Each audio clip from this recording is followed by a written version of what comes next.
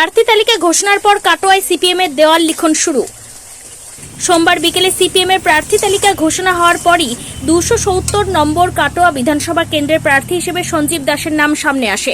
প্রার্থী ঘোষণার পরই দলীয় কর্মী সমর্থকেরা প্রচারে নেমে পড়েন। কাটোয়া শহরের বিভিন্ন প্রান্তে শুরু হয় দেওয়াল লিখনের কাজ। যদিও স্লোগান ও প্রতীক আঁকতে ব্যস্ত দেখা যায় সিপিএম কর্মীদের, যার মাধ্যমে আসন্ন নির্বাচনের প্রচার শুরু করল বাম শিবির। কাটোয়া থেকে শঙ্কু কর্মকারের report, crime press Bengal news.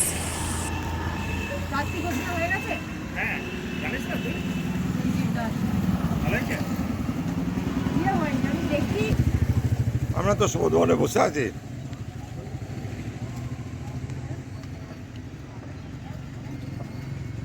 আমি ওই দেয়াল লেখাটা হচ্ছে তো এখানে আছে।